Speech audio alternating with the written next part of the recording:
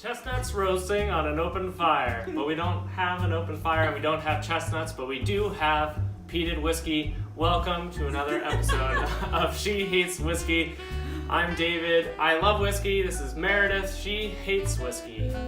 Yeah, but I love him. She loves me, and so she's willing to subject herself to horrible, horrible things.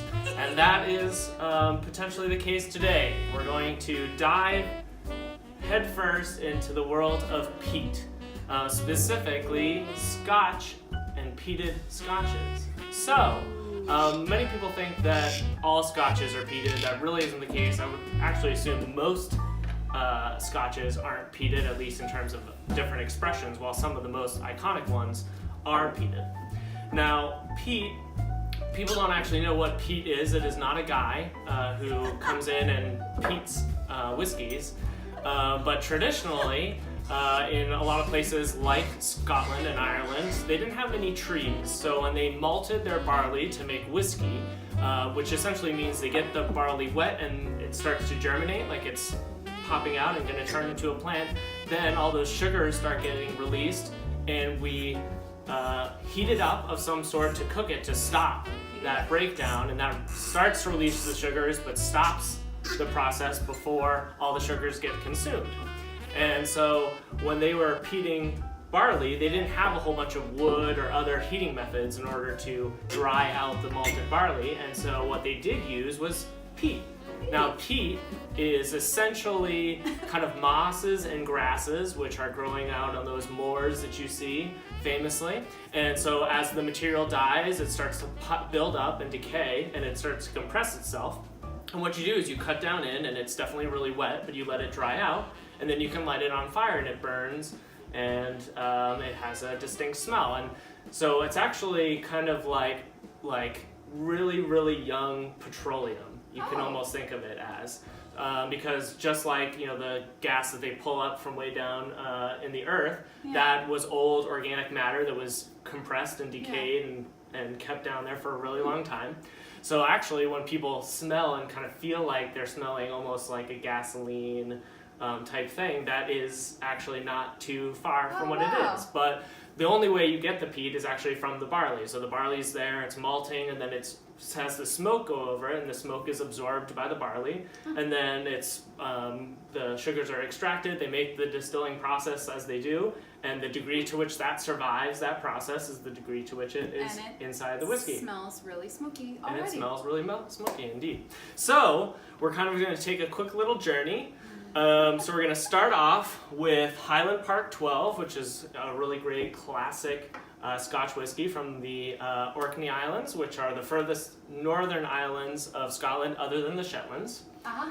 And so this I would describe as a Scotch with kind of peat as a accent more than a dominant component. Okay. So why don't you give that a try, and we'll see how easily you can notice the peat.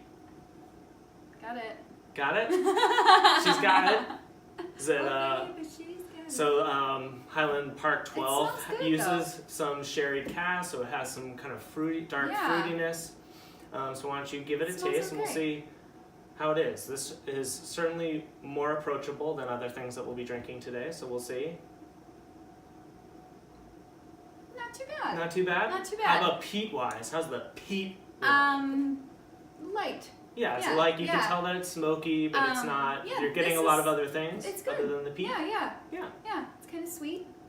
A little bit sweet. Thank you, Lamas. This is Meredith's parents who got me this for my birthday recently. Nice work. You actually don't mind it, which is good. No, it's not too bad. Not too bad. Yeah, I kind of like it. Success. So, wow, we'll move happy elf. We'll move up the ladder to Bowmore 12. This is, so when you talk about peat in Scotland, most famously you're talking about Islay. Islay looks like Islay or Islay, but it's spelled Islay, and it is famous for its peated whiskeys. And Bowmore, for me, is, in terms of a Islay whiskey that is dominantly peated, it is more approachable. And in fact, you've drank the McClellans, which, as far as anyone can tell, is basically a 3-year-old Bowmore. Yeah, which I liked. Yeah. So, do you notice a difference in terms of the peatiness? Yeah, is it just stronger? A little stronger. Yeah. Okay, no difference in quality? I'm gonna drink some of didn't this. drink it yet. Okay. Why don't you give it a try while I Okay. enjoy some of this? Cheers. Cheers. Elf cheers. Elf cheers. Go for it. Okay, I got giggling about elf cheers. Yes, well, as you know, Meredith is mostly afraid just before she takes the sip. A little strong? I get the gasoline taste. But the smoky, do you get anything beyond Yeah. that?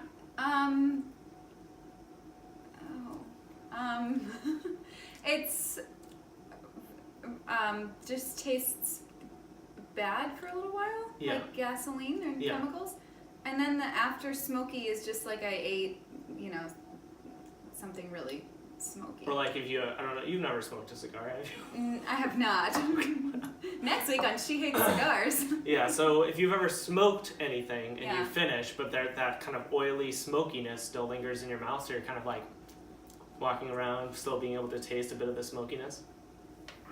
So not likey, no likey. No. So no. maybe someday we'll have to No. pair that up with the McClellan's Isla Yeah, it just tastes gonna more see. kind of chemically, chemically, I yeah. think, than that one. Right.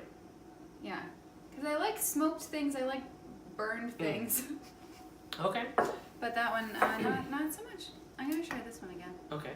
Why not? Go back. It'll probably taste almost not peaty at all. Oh yeah, interesting.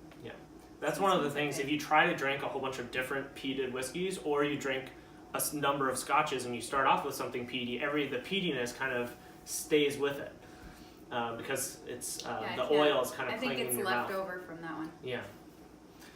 So now we're going to go with one of the considered smokiest, peatiest. To me, it's more peaty than smoky, whereas Lafroig 10, which is actually right next door, the distillery, to me is more smoky than peaty.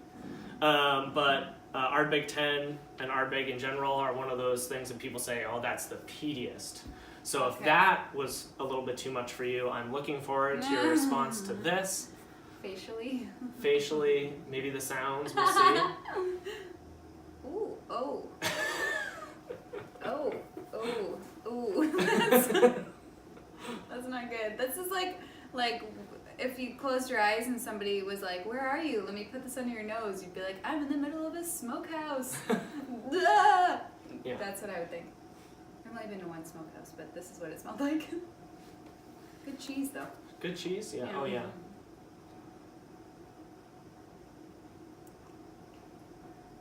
Go!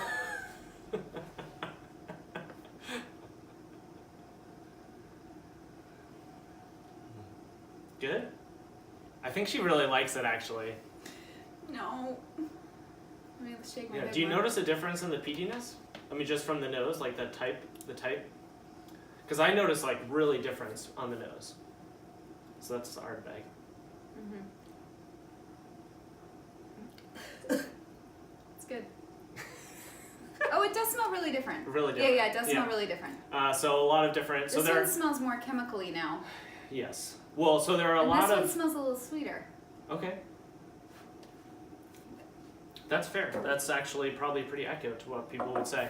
And you'll really notice as you start to taste different peats that the regions really matter. So the Highland, there are some peated Highland whiskies, and you can kind of tell that they're really different. Some Speyside. I recently had the Balvenie Peat Week, and they are not normally a peated Scotch, but they decided like once a year they're going to do some peat for a week, and so their peat was so different from the Isla, much more earthy. These are much more briny, kind of chemically, and she doesn't like the Ardbeg. So overall, I would say I would never start with someone trying to get them to drink whiskey by drinking peated whiskey. That being said, it is shocking the number of people who actually get into Scotch and other types of whiskey through peated whiskeys. In fact, I was someone who Lafroig 10 very early on impacted me strongly, and it's something that I Well, it's really almost love. like it's a completely different drinking experience. Yeah. You know, like when you have a Jameson or something and then you have this, it's like they're not different. the same, even though they are. So if you're not liking the whiskey whiskeys. flavor, but you might like that smoky flavor, then it's like a completely different thing you're drinking. And sometimes really different helps people enjoy something. I had a coworker who was a big bourbon drinker, and I said, "Oh, do you like Scotch?" And he's like, "Not really." And he had tried some decent Scotches, and when I asked him, "Well, what was the problem?" he said, "I don't know. They're just not that interesting to me." So I actually recommended that he pick up Lefroy 10, and he loved it. So sometimes, opposites attract. That's right. So maybe for this Christmas year, don't get that friend you're trying to get into whiskey a bottle of Ardbeg 10. They might not like it, but maybe they would. Maybe give them a taste of your bottle if you have it and you like it. We wish you all a very Merry Christmas. We didn't really talk about our costumes, but we hope you've been enjoying them. It's Christmas Eve for us. Sorry about getting out a little bit later than normal. Yeah. As always, if you have a friend that's trying to get into whiskey, share our channel with them. Like, subscribe below. Let us know you're out there. Yes. And as always, we'll see you next week for another adventure in she hating whiskey. Bye, everybody.